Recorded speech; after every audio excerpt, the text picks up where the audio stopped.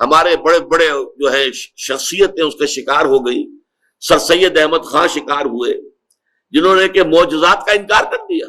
سر سید احمد خان مرحوم، ان کی شخصیت کے دو پہلو تھے. ایک پہلو بہت عمدہ تھا، مسلمانوں کے ہمدرد بہی خواہ. لا الہ الا اللہ، لا الہ الا اللہ. شرک فی صفات کے حوالے سے حل ہوتا ہے وہ کیا ہے؟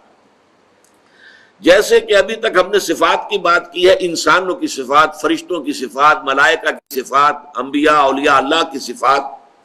لیکن ایک صفات وہ ہیں جنہیں ہم پڑھتے ہیں سائنس میں، پراپرٹیز آف دی میٹر. فلاں چیز کی یہ خاصیت ہے، فلاں چیز میں یہ صفت ہے، فلاں چیز کے اندر یہ تاثیر ہے، فلاں چیز میں یہ پڑھتے ہیں کہ نہیں پڑھتے؟ ساری کیمسٹری، فزکس وغیرہ اسی پر چلتی ہے نا. تو ہمارے ذہن میں جدید جو سائنس ہے اس نے یہ بات بٹھا دی ہے کہ properties of the matter are permanent, وہ اس سے جدا نہیں ہو سکتی. جبکہ اصل توحید فی صفات کا تقاضا کیا ہوگا؟ یہ پراپرٹیز، یہ تاثیرات، یہ صفات، یہ خواص اللہ نے عطا کیے ہیں، ذاتی نہیں ہیں. اور جب تک چاہے گا اللہ یہ صفات ظاہر ہوں گی، جب نہیں چاہے گا صفت ظاہر نہیں ہوگی. یہ ہے در حقیقت یہ توحید فی صفات کا تقاضا کہ میٹیریلزم جو ہے ایک فلسفے کی حیثیت سے، ایک ایٹیٹیوڈ آف مائنڈ کی حیثیت سے، میٹیریلزم سے انسان جو ہے نجات حاصل کرے. اب مثال کے طور پر اس کا کتنا بڑا جو ہے ہمارے بڑے بڑے جو ہے شخصیتیں اس کا شکار ہو گئی. سر سید احمد خان شکار ہوئے جنہوں نے کہ معجزات کا انکار کر دیا. کیسے ہو سکتا ہے؟ پانی کی یہ پراپرٹی ہے، واٹر کیپس اٹس سرفیس، پانی اپنی سطح برقرار رکھتا ہے. کیسے ہو سکتا ہے کہ ایک عصا پڑے پانی کے اوپر سمندر پر، سمندر پھٹ جائے؟ انہونی بات ہے، نہیں ہو سکتی. یہ سر سید احمد خان کا موقف ہے. انہوں نے کہا یہ ہواؤں کا معاملہ تھا، ایک دفعہ بڑی تیز ہوا چلی، وہ سمندر کو ایک طرف لے گئی، پھر بعد میں وہ ہوا بند ہو گئی، سمندر واپس آ گیا. لیکن قرآن مجید یہ کہتا ہے فَانْفَلَقَ الْبَحْرُ فَكَانَ كُلُّ فِرْقٍ كَالطَّوْدِ الْعَظِيمِ، سمندر پھٹ گیا اور اس کا ہر حصہ جو ہے چٹان کے مانند کھڑا ہو گیا. الفاظ یہ ہیں. لیکن کیا ہے ذہن کے اوپر وہ نیوٹونین دور جو تھا، Newtonian physics, properties of the metre, laws of nature, laws of motion, یہ تو بالکل اٹل ہے، وہی سے زیادہ مضبوط ہے، ان میں کسی کمی بیشی کا امکان نہیں. آگ کی صفت ہے، آگ کی پراپرٹی ہے، وہ جلا دیتی ہے. کیسے ممکن ہے کہ حضرت ابراہیم علیہ السلام کو آگ میں ڈالا گیا ہو اور وہ جلے نہ ہو؟ نہیں ہو سکتا. یہ سارا معجزات، اسی کو نیچریت کہتے تھے ایک زمانے میں، جب سر سید کا یہ فکر جو ہے عام ہونا شروع ہوا، اور اس نے پھر اور بہت انڈے بچے دیے ہیں بہت سے لوگوں میں. قادیانیوں نے بھی یہ چیزیں جو ہے سر سید سے اخذ کی ہیں. اور اسی طریقے سے ہمارے ہاں کے منکرین حدیث جو ہیں، غلام احمد پرویز ہوں یا کوئی اور ہوں، ان سب کے بابا آدم سر سید احمد خان تھے. یہ نوٹ کر لیجئے کہ سر سید احمد خان مرحوم، ان کی شخصیت کے دو پہلو تھے. ایک پہلو بہت عمدہ تھا، مسلمانوں کے ہمدرد بہی خواہ، مسلمانوں کے لیے ان کے خیر خواہ، ان کے لیے بہتری سوچنے والے. ہندوستان میں مسلمانوں کا کیا معاملہ ہو جائے گا اگر انہوں نے جدید تعلیم حاصل نہ کی، اگر وہ بالکل جو ہے آئیں گے نہیں، نہ ملازمتیں ملیں گی، وہ تو صرف سکے رہ جائیں گے یا قصائی بن کر رہ جائیں گے، اور تو کچھ کام ان کا ہوگا نہیں. تو وہ ایک محب قوم کی حیثیت سے ان کا معاملہ جو ہے وہ علیحدہ ہے. اس اعتبار سے وہ ہمارے بہت محترم ہے اور بہت ہی قابل عزت انسان ہے. لیکن وہ جو متکلم اور مفسر بن کر بیٹھ گئے، اس کے اعتبار سے ان سے بہت بڑی بڑی غلطیاں ہوئی ہیں. جنات کا انہوں نے انکار کر دیا. وہ تو چونکہ انویزیبل ہے، نظر نہیں آتے جنات. جن سے مراد در حقیقت یہ جو کہہ دیا ہے کہ جن آگ سے پیدا کیے گئے، یہ استعارہ ہے، محاورہ ہے. آپ کسی شخص کو کہتے ہیں کہ وہ غصے میں آگ بگ، تو وہ آگ تو نہیں ہو جاتا، انسان ہی رہتا ہے. لیکن مشتعل مزاج انسان کو جن کہہ دیا گیا، جو کہ غصے میں ایک دم آ جائے، ایک دم بھڑک اٹھے، جیسے آگ بھڑک اٹھتی ہے ایسے وہ جنات. اب یہ ان کی تعویل ہے. فرشتوں کا انکار کر دیا، کیونکہ فرشتے نظر نہیں آتے، فرشتے نہیں ہیں، یہ سب فورسز آف دی نیچر ہے، اس کے سوا کچھ نہیں ہے.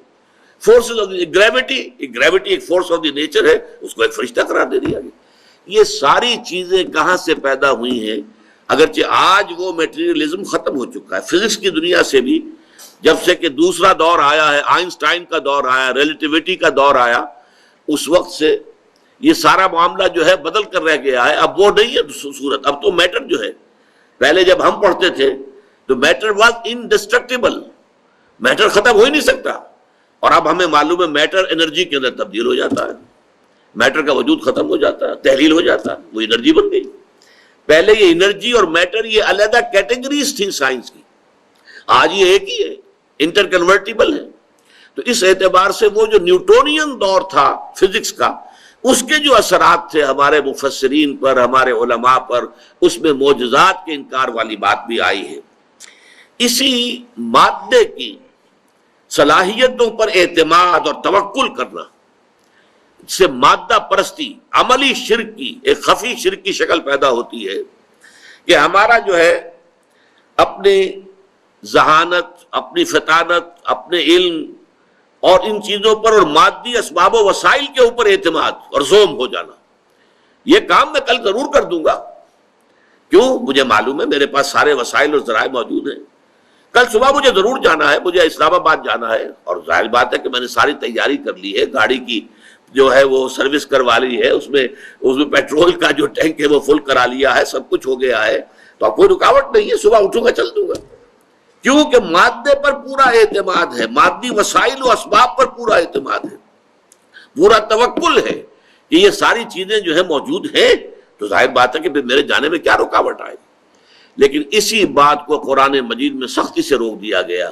وَلَا تَقُولَنَّ لِشَيْءٍ إِنِّي فَاعِلٌ ذَلِكَ غَدًا إِلَّا أَن يَشَاءَ اللَّهُ، ہرگز کبھی یہ نہ کہنا کہ یہ کام میں کل ضرور کر دوں گا، مگر اس استثناء کے ساتھ اگر اللہ نے چاہا. چاہے سارے وسائل ہیں، سارے اسباب ہیں، سب کچھ موجود ہے، لیکن اس کام کے ہونے کا دار و مدار اللہ کے اذن پر ہے. اسی لیے لا قوت الا باللہ، اسی سورہ کہف کے اندر جہاں یہ آیت آئی ہے وَلَا تَقُولَنَّ لِشَيْءٍ إِنِّي فَاعِلٌ ذَلِكَ غَدًا إِلَّا أَن يَشَاءَ اللَّهُ، وہیں پر یہ بھی آیا ہے. دو اشخاص کا جو ہے وہاں پر مکالمہ آیا ہے 5ویں رکوع میں. ان میں سے ایک مال مست تھا، ایک خدا مست تھا، خدا مست درویش اور ایک مال مست سرمایہ دار. ان دونوں کا مکالمہ آیا، تفصیل میں جانے کا موقع نہیں ہے. اس میں یہ ہے کہ اس شخص کے 2 باغ تھے بڑے عمدہ، اس نے سارا بندوبست کیا ہوا تھا، اریگیشن کا پورا نظام تھا. انہوں نے کہا یہ میرا باغ کیسے ختم ہو سکتا ہے؟ ما ظن ان تبید ھذہ ابدا، کیا تم مجھ سے کہہ رہے ہو کہ اللہ کا شکر ادا کرو، اللہ کا حق ادا کیا کرو، دیکھو یہ چیزیں اللہ نے تمہیں دی ہیں، ایسا نہ ہو کہ اللہ چھین لے. یہ ما ظن ان تبید ھذہ ابدا، یہ تو میں نہیں سمجھتا کہ یہ جو میرا باغ ہے کبھی اجڑ بھی سکتا ہے، کبھی برباد بھی ہو سکتا ہے، میں نے سارے اسباب اس کے لیے تیار کر رکھے. اس کے جواب میں پھر کہا تھا اس نے، قال له صاحبه وهو يحاوره اكفرت بالذي خلقك من تراب ثم من نطفة ثم سواك رجلا لكن هو الله ربي ولا اشرك بربي احدا ولولا اذ دخلت جنتك قلت ما شاء الله لا قوة الا بالله. کیوں نہ ایسا ہوا کہ تم اپنے باغ میں جب داخل ہوئے تمہیں باغ کا منظر بڑا اچھا لگا، بہت عمدہ لگا، باغ جو ہے پھلوں سے لدا ہوا ہے، درخت جو ہے پھلوں سے لدے ہوئے ہیں، باغ میں بہار ہے، تو تم کہتے ماشاء اللہ، یہ سب کچھ اللہ کی مشیت سے ہے، اللہ کی قدرت سے ہے، اللہ کے کرم سے ہے، اللہ کے فضل سے ہے، اللہ کی دین سے ہے. لا قوت باللہ الا باللہ، اللہ کے بغیر کوئی طاقت نہیں، کسی شے میں کوئی تاثیر نہیں. چنانچہ یہی بات شیخ عبد القادر جیلانی رحمۃ اللہ علیہ، انہوں نے جو اپنے بچے کو وصیتیں کی تھی، جیسے کہ ہم نے پچھلے درس میں حضرت لقمان کی نصیحتیں جو انہوں نے اپنے بیٹے کو کی تھی وہ پڑھی ہیں. تو وصایا جو ہے شیخ عبد القادر جیلانی رحمۃ اللہ علیہ کی، ان میں ایک جملہ یہ بھی ہے کہ میرے بچے اس حقیقت کو ذہن نشین کر لے، لا فاعل فی الحقیقت ولا مؤثر الا اللہ، حقیقت میں کوئی مؤثر، کوئی فاعل اللہ کے سوا ہے ہی نہیں. تاثیر کسی شے میں نہیں ہوگی اگر اللہ نہیں چاہے گا. یہاں تک آتا ہے کہ ہر لقمہ جو تمہارے حلق سے نیچے اترتا ہے اللہ سے اذن کا طالب ہوتا ہے کہ میں اس شخص کے حق میں غذا کا کام دوں یا زہر بن کر لڑ جاؤں اسے. یہ اللہ تعالیٰ کے اذن کے بغیر نہیں ہوتا. اس کائنات کا پورا نظام اس کے چلائے چل رہا ہے.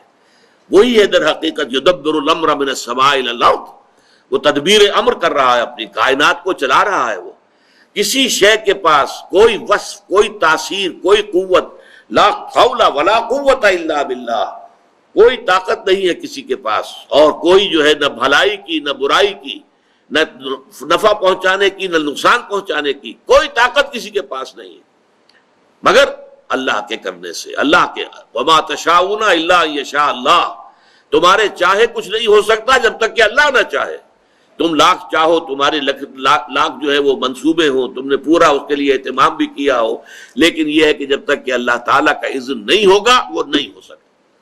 یہ سمجھ لیجئے کہ مادہ پرستی اس دور کا بہت بڑا شرک ہے. میں نے ابتدا میں عرض کیا تھا کہ یہ شرک جو ہے ہر دور میں نئے بھیس میں آتا ہے، نئی شکل میں آتا ہے. اصل جرم جو ہے ہمیشہ سے، اصل گناہ وہ تو ہے، اس کی جڑ بنیاد شرک ہے، لیکن شرک نے ہر دور میں شکلیں بدلی ہیں، صورتیں تبدیل کی ہیں، اور اس کی صلاحیت ہونی چاہیے کہ آپ اپنے دور کے شرک کو پہچان سکیں. ورنہ یہ ہو سکتا ہے کہ آپ پچھلے دور کے ہمارے علماء نے اپنے اپنے زمانے میں شرک کی حقیقتوں کو بیان کر دیا کھول کر، اب ہم ان تمام چیزوں سے تو بچ گئے ہیں کہ جو چیزیں ہمارے اسلاف نے بیان کر دی کہ یہ بھی شرک ہے، یہ بھی شرک ہے، یہ بھی شرک ہے، لیکن جو ہمارے دور میں نیا شرک ایجاد ہو گیا ہے اس کا ہمیں ہوش ہی نہیں، اس کی ہمیں خبر ہی نہیں. تو اس دور میں مادہ پرستی، میٹر کو خدا بنا لیا گیا ہے. Properties of the matter are permanent, immutable, اور میٹر از انڈسٹرکٹیبل. یہ الحی ہے، اس کی حیات گویا کہ دائمی ہے، دوامی ہے، ہمیشہ ہمیشہ رہنے والی ہے. وہ ساری صفات جو ہے باری تعالیٰ کی، وہ ہم نے در حقیقت میٹر کو ودیعت کر دی.